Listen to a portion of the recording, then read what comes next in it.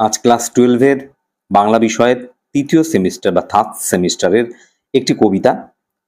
কবি শ্রীজাত বন্দ্যোপাধ্যায়, বা যিনি শ্রীজাত নামেই বেশি পরিচিত, তার লেখা একটি কবিতা ধর্ম।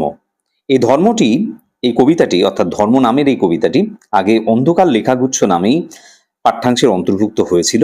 পরবর্তী সময়ে এই কবিতাটির নামকরণ করা হয়েছে ধর্ম। কবিতাটি কবির অন্ধকার লেখাগুচ্ছ এই কাব্যগ্রন্থের 14 নম্বর কবিতা, অর্থাৎ 14 সংখ্যক কবিতা হলো এই কবিতাটি।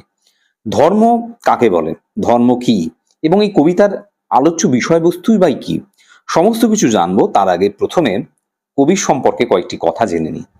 কবির জন্ম 21শে ডিসেম্বর 1975 খ্রিস্টাব্দে কলকাতায়। তিনি একদিকে যেমন কবিতা লিখেছেন, অন্যদিকে লিখেছেন একাধিক গান, অর্থাৎ তিনি কবি এবং গীতিকার হিসাবে পরিচিত। 2004 সালে তার উড়ন্ত সব জোকার এই বইটির জন্য তিনি আনন্দ পুরস্কারে সম্মানিত হন।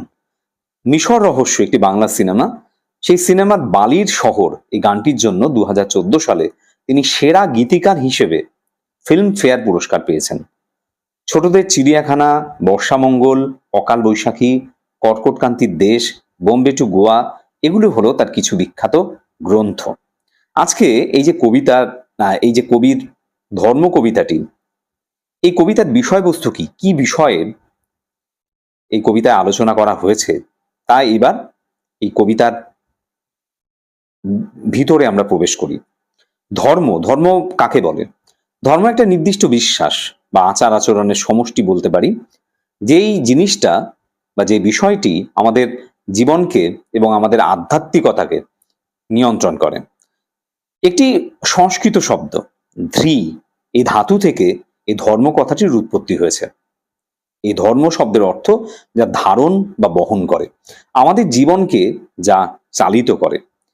ধর্ম তাহলে খারাপ কোনো কিছু নয়, ধর্ম অবশ্যই ভালো। সমস্ত বিশ্বজুড়ে একাধিক ধর্ম রয়েছে, বিভিন্ন ধর্মের মানুষ তার ধর্ম পালন করে সম্পূর্ণ নিষ্ঠা এবং নিয়ম মেনে। কিন্তু দেখা যায় ধর্মে ধর্মে বিভেদ, ধর্মে ধর্মে হানাহানি, বিভ্রান্তি। এক ধর্মের মানুষ অপর ধর্মের মানুষের প্রতি সন্দিগ্ধ, সন্দেহের চোখে দেখে। ধর্ম কি আসলে তাই বলে? ধর্ম কি হানাহানির কথা বলে? ধর্ম কি বিভ্রান্তি তৈরি করে? ধর্ম কি মানুষকে মারার কথা বলে? তা কিন্তু নয়। ধর্ম কি এবং ধর্মের বিষয়বস্তু কি, এই সমস্ত কিছু বিভিন্ন বিশ্ববিখ্যাত বিভিন্ন মানুষ তাদের ধর্ম কি, সেটা কি আমরা কখনো জানার চেষ্টা করেছি? না তাদের কাজের মধ্য দিয়েই তাদেরকে আমরা চিনি? এই সমস্ত কিছু এই কবিতায় আলোচনা করা হবে। আব্দুল করিম খাঁর ধর্ম ছিল গান। আব্দুল করিম খাঁ যার কথা বলা হয়েছে তার সম্বন্ধে হয়তো তোমরা অতটা জানো না।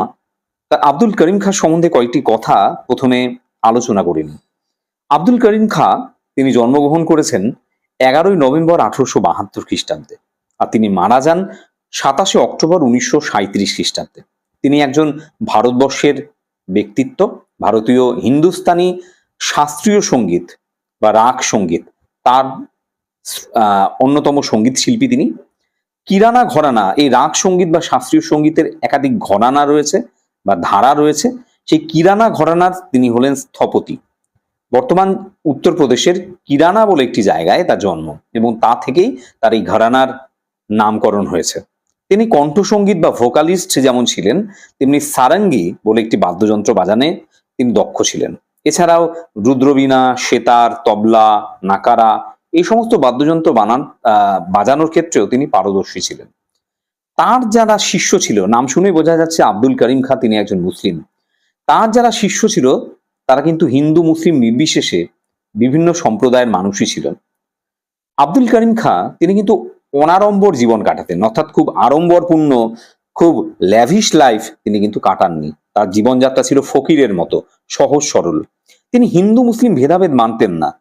তিনি যেমন দরগায় বসে, অর্থাৎ মুসলমানদের উপাসনার জায়গা, সেখানে বসে যেমন গান গাইতেন, তেমনি হিন্দুদের উপাসনা জায়গা মন্দির, সেখানে বসেও তিনি ধর্ম সঙ্গীত গাইতেন। রবীন্দ্রনাথ ঠাকুর সহ অনেকেই তার গুণগ্রাহী ছিলেন। এমন একজন ব্যক্তিত্ব, তাকে আমরা কিসের মাধ্যমে চিনি? তার পরিচিতি তার গানের মাধ্যমে। তিনি কোন ধর্মে বিলং করেন তার মাধ্যমে কিন্তু তার পরিচিতি নয়।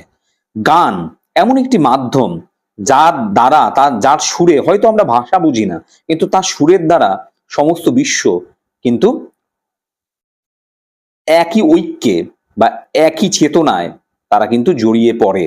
গানের সুরে আমরা ভাষা না বুঝলেও সেই গানের সুরে আমরা কিন্তু একাত্ম হয়ে যেতে পারি। তাই গান এখানে কিন্তু তার ধর্ম, তার কিন্তু অন্য কোনো পরিচিতি নেই, তার কর্মই হলো ধর্ম। পৃথিবীর প্রত্যেকটা মানুষ যারা খ্যাতি পেয়েছেন, নামডাক হয়েছে, তারা কিন্তু তার যে ধর্ম পরিচয়, সেই ধর্ম পরিচয়ে বিশ্ববাসী কিন্তু তাকে চেনে না বা তাদের চেনেন না, চেনেন তার কাজের মাধ্যমে। কর্মই হলো জীবনের ধর্ম। এটাই প্রত্যেকটা সেই সমস্ত মানুষদের জীবনযাত্রা, জীবনের চলন। তো আব্দুল করিম খাঁর, এই যে আব্দুল করিম খাঁ যার কথা বলা হলো, তার জীবনের নানা দিক আমি আলোচনা করলাম, তার জীবনের ধর্ম হলো গান। তিনি গানের মাধ্যমে সমস্ত মানুষকে এক করেছেন।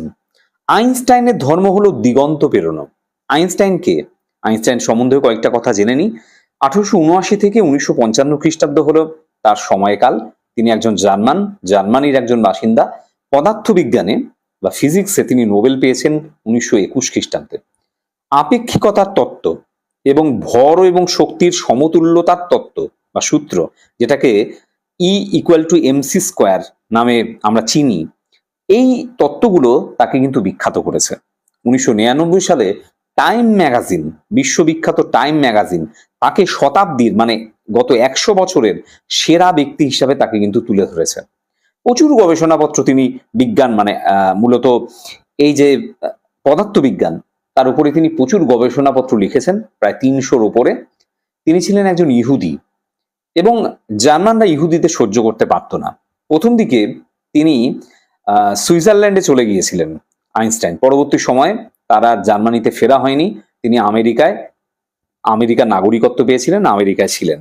ইহুদি বিদ্বেষের ফলে, জার্মানদের ইহুদি বিদ্বেষের ফলে প্রচুর ইহুদি, আইনস্টাইন নিজেও ছিলেন ইহুদি, তারা কিন্তু দেশ ছেড়ে যেতে বাধ্য হন। এই আইনস্টাইন, যিনি একজন বিশ্ববিখ্যাত বিজ্ঞানী, তার ধর্ম কি? দিগন্ত পেরোনো। দিগন্ত কি? যেখানে আকাশ এবং মাটি পরস্পরকে স্পর্শ করেছে, অর্থাৎ যত দূর আমাদের চোখ যায়। আইনস্টাইন একজন বিজ্ঞানী, বিজ্ঞানের ধর্ম কি? নতুন নতুন আবিষ্কার। আবিষ্কারের মাধ্যমে বিজ্ঞান এমন অজানার সন্ধান দিয়েছে, এমন এমন জায়গায় বিজ্ঞানের আবিষ্কারের ফলে আমরা যেতে পেরেছি যা মানুষ হয়তো কল্পনাও করতে পারতো না। তাই বিজ্ঞানের নতুন নতুন আবিষ্কারের দ্বারা এই সমস্ত কিন্তু অর্জন করা গেছে। বিজ্ঞান জলে, স্থলে, অন্তরিক্ষে সমস্ত জায়গায় তার ছাপ রেখেছে। সবার উপরে সে কিন্তু নিজেকে প্রতিষ্ঠা করেছে। তাই বিজ্ঞানের ধর্মই হলো দিগন্ত পেরোনো, অর্থাৎ এমন এমন জিনিসকে আবিষ্কার করা, এমন এমন জিনিসকে অর্জন করা যেগুলো হয়তো মানুষ মানে আগে হয়তো ভেবেছে, কিন্তু ভাবনাকে বাস্তবে পরিণত করেছে। যা অসাধ্য, সে অসাধ্য সাধন করেছে। এই আইনস্টাইন যে বিজ্ঞানী, তার দ্বারা যা যা ঘটেছে সেটা কিন্তু এই দিগন্ত পেরোনোর মতোই। তাহলে আইনস্টাইনকে আমরা কিভাবে চিনি? তার এই বৈজ্ঞানিক আবিষ্কারের দ্বারা চিনি, তার ধর্মের দ্বারা চিনি না। তিনি একজন ইহুদি ছিলেন, না তিনি একজন মুসলিম ছিলেন, নাকি তিনি একজন হিন্দু ছিলেন, তার দ্বারা সমস্ত বিশ্ব কিন্তু তাকে চেনে না। কবিরের ধর্ম ছিল সত্যের বয়ান। কবির কে? কবির একজন প্রাচীন ভারতের একজন কবি। হিন্দু মুসলিম সম্প্রীতির কথা তিনি কিন্তু বলে গেছেন। তার পেশা, তিনি ছিলেন একজন তাঁতি, তাঁতের কাজ করতেন। কবিরের 2 পংক্তির কবিতা রয়েছে যেগুলোকে দোহা নামে পরিচিত। সেই দোহাগুলি বিভিন্ন মানুষের ওপর, বিভিন্ন স্থানের মানুষের ওপর তা কিন্তু প্রভাব বিস্তার করেছিল। তিনি একজন ভক্তিবাদী সাধক। শিখ ধর্মে এবং সুফিবাদ, মুসলিম যে সুফিবাদ রয়েছে, তার মধ্যেও এই কবিরের গানের বা এই যে কবিতার একটা প্রভাব রয়েছে। তিনি ছিলেন রামানন্দের শিষ্য। সমস্ত ধর্মের অর্থহীন এবং অনৈতিক রীতিনীতি, বিভিন্ন ধর্মের যে অর্থহীন যে কাজকর্ম, সেই সমস্ত কিছু বিরুদ্ধে তিনি কিন্তু প্রশ্ন তুলেছেন। তিনি পরামর্শ দিয়েছিলেন যে সত্য সেই ব্যক্তির সাথে থাকে যিনি ধার্মিকতার পথে থাকেন। যিনি ধার্মিকতা, এই ধার্মিকতা মানে কিন্তু অন্ধ কুসংস্কার নয়, যা ঠিক তার পথে যিনি থাকেন, সত্য তার সঙ্গে থাকেন। তিনি যিনি জীবিত বা জড় সবকিছুকে ঐশ্বরিক মনে করেন। সত্য জানার জন্য তিনি পরামর্শ দিয়েছিলেন আমি বা অহংকার ত্যাগ করতে হবে, তাহলেই প্রকৃত সত্য জানা যাবে।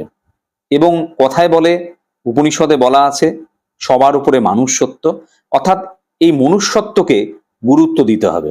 অর্থাৎ কবিরের ধর্ম ছিল এই মনুষ্যত্বের বয়ান বা মনুষ্যত্বের কথাই সেখানে বলা আছে।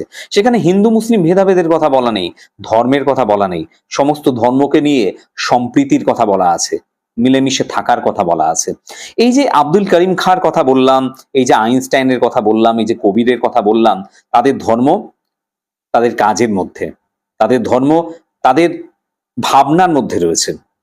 বাতাসের ধর্ম পাশাপাশি প্রকৃতির একটি শক্তি, প্রাকৃতিক একটি শক্তির কথা এখানে উল্লেখ করা রয়েছে, যেটি হলো বাতাস। বাতাসের ধর্ম কি? শুধু না থামা কখনো। বাতাস কিন্তু কখনো থেমে যায় না, অনবরত সে বয়েই চলেছে। বাতাস কিন্তু তার কাজ করেই চলেছে, বাতাস কখনো থেমে থাকেনি। একটি কবিতা রয়েছে, সবার আমি ছাত্র, আকাশ আমায় শিক্ষা দিল উদার হতে ভাইরে, কর্মী হবার মন্ত্র আমি বায়ুর কাছে পাইরে। বায়ু কিন্তু কর্মী, সে অনবরত বয়ে চলেছে, তার কাজ করে চলেছে। অর্থাৎ প্রকৃতি, তারও কিন্তু তার কাজের মধ্যেই কিন্তু তার ধর্মের পরিচয়, প্রকৃতির যে পরিচয় সেগুলো কিন্তু তার কাজের মধ্যেই নিহিত রয়েছে বলে এখানে বলা হয়েছে। এর পরের অংশে চলে যাচ্ছি। ভ্যান গগ, ভ্যান গগের ধর্ম ছিল উন্মাদনা, আঁকা। এই ভ্যান গগকে, এই ভ্যান গগ ছিলেন একজন নেদারল্যান্ডের বা হল্যান্ডের একজন চিত্রশিল্পী, ছবি আঁকতেন। ভিনসেন্ট উইলেম ভ্যান গগ 1853 থেকে 1890, মাত্র স্বল্প সময়কাল, বেশি দিন তিনি বাঁচেননি, একজন চিত্রশিল্পী তিনি। 2100টির মতো শিল্পকর্ম তিনি বানিয়েছেন, যার মধ্যে 860টি, 860 এতগুলি তিনি অয়েল পেন্টিং তিনি বানিয়েছেন। মাত্র 37 বছর বয়সে তিনি আত্মহত্যা করেছিলেন গুলি চালিয়ে। তার আঁকা বিখ্যাত কিছু চিত্রশিল্পের কথা এখানে বলছি। Sunflower, the starry nights, wheatfield with crows, এগুলো হলো তার আঁকা কিছু বিখ্যাত চিত্রশিল্প। ছোটবেলা থেকেই তিনি আঁকতে খুব ভালোবাসতেন। তিনি ছিলেন গম্ভীর, শান্ত এবং বেশ চিন্তাশীল, কিন্তু তার মধ্যে একটা মানসিক স্থিতিশীলতা ছিল। মনের মধ্যে একটা বিশৃঙ্খল পরিস্থিতি তার চলতো, সেটাকে তিনি কন্ট্রোল করতে পারেননি। অর্থাৎ কিছুটা পাগলামির লক্ষণ তার মধ্যে কিন্তু দেখা গেছে। মারাত্মক একটা বিশৃঙ্খল পরিস্থিতি, এই বিশৃঙ্খল মনের এই যে বিশৃঙ্খল পরিস্থিতি, এটাকে কিন্তু উন্মাদনার সঙ্গে ম্যাচ করা যায়, বলা যায়। এছাড়া এই আঁকার যে প্রবল ইচ্ছে, এটাও কিন্তু একটা উন্মাদনা, সেটাও বলা যেতে পারে। পল গগুই, তার বন্ধু, একজন ফরাসি চিত্রকর, তার সাথে ভ্যান গগের বন্ধুত্ব হঠাৎ করে ভেঙে যায় একটা সামান্য সমস্যায়, এবং তার ফলে তিনি এতটাই রেগে যান ভ্যান গগ, যে তিনি নিজের বাঁ কান কেটে ফেলেছিলেন। কতটাই তার মধ্যে এই মানসিক বিশৃঙ্খলা যে প্রবল ছিল সেটা বোঝা যায়। জীবনের শেষ কয়েক বছরে তার শিল্পকর্ম, শিল্প সমালোচকরা, অর্থাৎ যারা শিল্পকে সমালোচনা করে, অর্থাৎ কোনটা ভালো হলো কোনটা খারাপ হলো, তাদের চোখে পড়ে, অর্থাৎ তার ভালো চিত্রকলার যে দিকগুলি সেগুলো কিন্তু তারা খুঁজে পায় বা বুঝে উঠতে পারে। মৃত্যুর আগে মাত্র একটি ছবি তার বিক্রি হয়েছিল, কিন্তু মৃত্যুর পরবর্তী সময় তিনি কিন্তু চিত্রশিল্পী হিসাবে খ্যাতি পেয়েছিলেন। তাই ভ্যান গগ এমন একজন অমর চিত্রশিল্পী, তার চিত্রশিল্পের মধ্যে ছিল উন্মাদনা, একটা প্রবল ইচ্ছে নতুন নতুন ছবি আঁকার। গার্সিয়া লোরকার ধর্ম কবিতার জিত। গার্সিয়া লোরকা একজন বিখ্যাত কবি, ফেদেরিকো গার্সিয়া লোরকা। 1898 থেকে 1936 হলো তার কার্যকাল বা তার জীবদ্দশা, তিনি বেঁচে ছিলেন। তিনি একজন স্পেনের কবি। একদিকে তিনি কবি, কবিতা লিখেছেন, একদিকে তিনি নাট্যকার, একদিকে তিনি থিয়েটার মঞ্চের পরিচালক, মঞ্চ পরিচালক, অনেক থিয়েটার তিনি বানিয়েছেন। তার কবিতা ইংরেজি ভাষায় অনেক অনুদিত হয়েছে, বিশ্বের দরবারে তাকে এই অনুদিত এই কবিতাগুলি তাকে খ্যাতি দিয়েছে। যখন স্পেনে গৃহযুদ্ধ শুরু হলো 1936 খ্রিস্টাব্দে, সেই সময় তো স্পেনের দুটি রাজনৈতিক দল, রিপাবলিকান এবং জাতীয়তাবাদী, তাদের মধ্যে গৃহযুদ্ধ শুরু হলো, তাদের মধ্যে লড়াই শুরু হলো। তিনি তার যে কবিতা, তাতে তিনি যে বিরোধিতা করেছিলেন জাতীয়তাবাদীদের, তার ফলে তারা তাকে হত্যা করে, জাতীয়তাবাদীরা তাকে হত্যা করে। তিনি ছিলেন একজন রিপাবলিকান সমর্থক, হয়তো অনেকে বলবে, কিন্তু তিনি প্রচলিত ব্যবস্থার বিরুদ্ধে বিরোধিতা করেছেন। তিনি কোনো রাজনৈতিক দলের সমর্থক নন, কিন্তু জাতীয়তাবাদীরা তাকে তার প্রতিদ্বন্দ্বী মনে করে তাকে হত্যা করে, এবং তার মৃতদেহ আর কিন্তু খুঁজে পাওয়া যায়নি। জেনারেল ফ্রাঙ্কো, যখন স্পেনে গৃহযুদ্ধ শুরু হয়, তখন জেনারেল ফ্রাঙ্কো তিনি একনায়ক হয়ে ওঠেন। এবং তার সেনারা তাকে বন্দি করে, তাকে গুলি করে এবং গুম করে দেয়। প্রচলিত ব্যবস্থার বিরুদ্ধে বিদ্রোহই ছিল তার কবিতার বিষয়বস্তু। তার কবিতা কিন্তু জিতেছে। তিনি তার প্রতিবাদের মাধ্যমে যে ভাষা, প্রতিবাদের যে ভাষা, তার মাধ্যমে তিনি সমস্ত মানুষকে জাগিয়ে তোলার চেষ্টা করেছেন। যদিও সেই ব্যবস্থার ফলে বা তার এই প্রতিবাদ কণ্ঠ ধ্বংস করার জন্য, দমিয়ে দেওয়ার জন্য চেষ্টা করেছে এক শ্রেণীর মানুষ। লেনিনের ধর্ম ছিল নতুন পতাকা। ভ্লাদিমির ইলিচ উলিয়ানভ, যিনি লেনিন নামে পরিচিত, লেনিন তার নাম নয়, লেনিন তার নাম নয়, রাশিয়ার একটি নদী, সাইবেরিয়ার একটি নদী, লেনা নদীর নাম অনুযায়ী তিনি তার নাম রেখেছেন লেনিন। তার আসল নাম ভ্লাদিমির ইলিচ উলিয়ানভ। 1870 থেকে 1924 এটা ছিল তার কার্যকাল, তার জীবদ্দশা। 1917 থেকে 1924 সোভিয়েত রাশিয়ায় যখন সোভিয়েত বিপ্লব হলো, তারপরে তিনি সেখানকার রাষ্ট্রপ্রধান হয়েছেন। 1922 থেকে 24 সোভিয়েত ইউনিয়ন তার প্রধান ছিলেন তিনি। তিনি ছিলেন একজন কমিউনিস্ট নেতা, সোভিয়েত ইউনিয়নের জনক তাকে বলা হয়। শ্রমিক, কৃষক, যারা যারা খেটে খাওয়া মানুষ, তাদের মধ্যে সাম্যবাদী ভাবনা চিন্তা, অর্থাৎ সমাজতান্ত্রিক চিন্তা ভাবনা, উৎপাদনের মালিকানা, যা উৎপাদন হবে সেটা সবার মধ্যে সমান ভাগে ভাগ হবে, এই যে চিন্তা ভাবনা, তার প্রসার তিনি ঘটান। দীর্ঘ বছর তিনি নির্বাসনে কাটাতে হয়েছিল, কারণ রাশিয়ায় জার শাসন, জার বলে যে রাজারা ছিলেন তাদের বিরুদ্ধে তিনি প্রতিবাদ করেছিলেন জার শাসিত রাশিয়া থেকে, তাই তাকে পালিয়ে বেড়াতে হয়েছে। পুঁজিবাদী, সাম্রাজ্যবাদী এই বিষয়গুলো তার ভিতকে তিনি নাড়িয়ে দিতে চেয়েছেন। তিনি ধনী শ্রেণীর মানুষদের, তারা যেভাবে মানুষকে শোষণ করছে, নিম্ন শ্রেণীর মানুষদেরকে, কর্মীদের শোষণ করছে, তার বিরুদ্ধে তিনি আওয়াজ তুলেছিলেন। তিনি একাধিক পুস্তিকা লিখেছিলেন, তিনি সমাজতন্ত্র প্রতিষ্ঠার কথা বলেছিলেন। এই যে সমাজতন্ত্র, লেনিনের নতুন ধর্ম হলো লেনিনের ধর্ম ছিল নতুন পতাকা। এই নতুন পতাকা হলো সমাজতন্ত্রের আদর্শ, সমাজতন্ত্র প্রতিষ্ঠা, সব মানুষ সমান, এই যে ভাবনা চিন্তা, এটাই ছিল তার নতুন ভাবনা চিন্তা, সেটাই কিন্তু তার ধর্ম। ভ্যান গগের ধর্ম হলো তাহলে ছবি আঁকা, গার্সিয়া লোরকার ধর্ম হলো কবিতা, লেনিনের ধর্ম হলো সমাজতন্ত্র প্রতিষ্ঠার নতুন পতাকা। আগুনের ধর্ম আজও ভস্যের চরিত। আগুন কি করে? এটা একটা প্রকৃতির শক্তি, সে কি করে? সব পুড়িয়ে দেয়, সমস্ত কিছু পুড়িয়ে দেয়। ভস্য মানে ছাই করে দেয়, চরিত মানে হলো জীবন কাহিনী, যেমন জীবন চরিত আমরা বলি। তাই আগুনের ধর্ম হলো সমস্ত কিছুকে ভস্য করে দেওয়া। তাই প্রত্যেকটা জিনিসের একটা ধর্ম রয়েছে। যিনি ছবি আঁকেন তার একটা ধর্ম, সেটা ধর্ম হলো তার ছবি আঁকা। তার ব্যক্তিগত জীবনের ধর্ম কি, সেটা কিন্তু মানুষ জানেও না হয়তো। গার্সিয়া লোরকার ধর্ম হলো কবিতার জিত, তার এমনি কি ধর্ম সেটা কেউ জানে না, কবিতাই তার ধর্ম, কবিতার জন্যই তাকে মৃত্যুবরণও করতে হয়েছে। লেনিনের ধর্ম হলো সমাজতন্ত্র প্রতিষ্ঠার, আগুনের ধর্ম হলো সবকিছুকে জ্বালিয়ে পুড়িয়ে ছাই করে দেয়। প্রকৃতির ধর্ম কিন্তু কখনো পাল্টায় না। তার পরের লাইনগুলো কবি বলছেন, এত এত ধর্ম কিন্তু একই গ্রহে থাকে। এই যে এত ধর্ম, অর্থাৎ আব্দুল করিম খাঁ থেকে শুরু করে আইনস্টাইন, কবির, ভ্যান গগ, গার্সিয়া লোরকা বা লেনিন থেকে শুরু করে প্রকৃতির নানা যে বৈশিষ্ট্য, বায়ু হোক বা আগুন, সবাই কিন্তু একই গ্রহে থাকে, অর্থাৎ এই পৃথিবীতে থাকে, পৃথিবীর বিভিন্ন জায়গায় থাকে। এ ওকে সে তাকে আরো জায়গা করে দেয়। এ ওকে সে তাকে, এ ওকে সে তাকে বলতে কি বোঝায়? অর্থাৎ এই যে কেউ বিজ্ঞানী, কেউ সাহিত্য সাধনা করছেন, কেউ সংস্কৃতির বিভিন্ন দিক আগলে রেখেছেন, কেউ শিল্পকর্মের সাথে যুক্ত ছবি আঁকছেন, এই যে প্রত্যেকটা জিনিসের মধ্যে কারোর সাথে কারো কিন্তু বিরোধ নেই। বিজ্ঞান স্থান করে দেয় ছবিকে, সাহিত্যকে, সাহিত্য স্থান করে দেয় বিজ্ঞানকে। প্রত্যেকের সাথে একটা সহাবস্থান, সুন্দরভাবে একসাথে মিলেমিশে রয়েছেন, তাদের মধ্যে কিন্তু কোনো বিরোধ নেই। সেই কথাই বলা হয়েছে, এত এত ধর্ম একই গ্রহে থাকে, এ ওকে সে তাকে আরো জায়গা করে দেয়। তবে কেন অন্য পথ ভাবায় তোমাকে? তারপরেও দেখা যায় কিছু মানুষ তাদেরকে অন্য পথ ভাবাচ্ছে। এই অন্য পথটা কি? অন্য পথটা হলো হিংসার পথ, অন্য পথটা হলো হানাহানির পথ, একে অপরকে আক্রমণের পথ, সাম্প্রদায়িক সম্প্রীতিকে নষ্ট করে সাম্প্রদায়িক হানাহানির পথ। এই জিনিসগুলো কেন তোমাকে ভাবাচ্ছে? এক শ্রেণীর মানুষকে কিন্তু এই হানাহানি ভাবায়, তারা সেই পথে যায়। তোমার ধর্মের পথে কেন অপব্যয়? তুমি যে ধর্ম পালন করছো, যে ব্যক্তিগত জীবনের ধর্ম, সেই ধর্মের পথে কেন এই অপব্যয়? অপব্যয় মানে মানুষের যে মনুষ্যত্ব, সেটাই তো আসল। কিন্তু সেই মনুষ্যত্ব থেকে সরে গিয়ে, সে মানবিকতা থেকে সরে গিয়ে আমরা যদি নিজেরা পরস্পর হিংসায়, পরস্পরকে আক্রমণে, অন্যের মত না মেনে হানাহানিতে, মারামারিতে লিপ্ত হই, তাহলে সেটাকেই বলা হয় জীবনের ধর্ম থেকে সরে যাওয়া। সেটাই হলো মানবিকতা থেকে সরে যাওয়া, এটাকেই অপব্যয় বলা হয়েছে। তাই কেন তোমরা বা তুমি সে অপব্যয় মাতছো?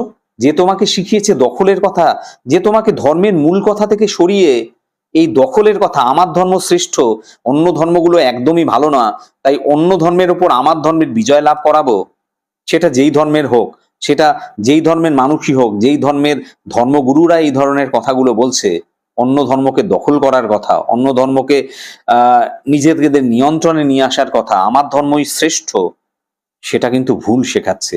সেটা ধর্মই নয়, সেটা কখনো ধর্ম হতে পারে না। ধর্ম মানুষের ভালো করার কথা বলে, ধর্ম মানুষের কল্যাণের কথা বলে, সমস্ত পৃথিবীর মানুষকে ভালোভাবে বাঁচতে থাকার ভালো শিক্ষা দেওয়ার কথা বলে। তাহলে যে ধর্ম দখলের কথা বলে, যে ধর্ম হানাহানির কথা বলে, যে ধর্ম পরস্পর থেকে দূরে সরে যাওয়ার কথা বলে, একসাথে থাকার কথা বলে না, সেই ধর্ম হলো কখনোই প্রকৃত ধর্ম নয়, সেটা জীবনের কখনো ধর্ম নয়। সেটাকে বলা হচ্ছে প্রাতিষ্ঠানিকতা। প্রাতিষ্ঠানিকতা কাকে বলে? কোনো নিয়ম, প্রথা বা সংগঠনের মাধ্যমে সমাজে প্রতিষ্ঠিত হওয়া একটি ব্যবস্থা, অর্থাৎ কোনো একটি অর্গানাইজেশন, কোনো নির্দিষ্ট পদ্ধতি বা ব্যবস্থা, নিয়ম কানুন।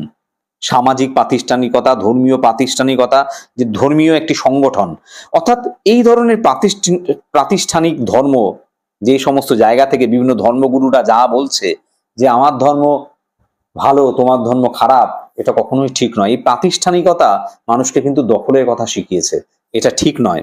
যে তোমাকে শিখিয়েছে দখলের কথা, সে ধর্মই নয়, প্রাতিষ্ঠানিকতা। এই যে লাইনগুলো বলা হলো, সেটা কিন্তু আসল ধর্ম নয়। আসল ধর্ম মানুষে মানুষে মিলেমিশে থাকার মধ্যে, আসল ধর্ম সবাইকে একসাথে নিয়ে চলার ক্ষেত্রে। এই ছিল কবিতা আলোচনা। ভালো লাগলে অবশ্যই ভিডিওতে লাইক করে দিও, বন্ধুদের মধ্যে শেয়ার করে দিও, আর কমেন্টে লিখে জানিও কি ধরনের ভিডিও তোমরা দেখতে চাইছো। শেষ পর্যন্ত ভিডিওটা দেখার জন্য অসংখ্য ধন্যবাদ।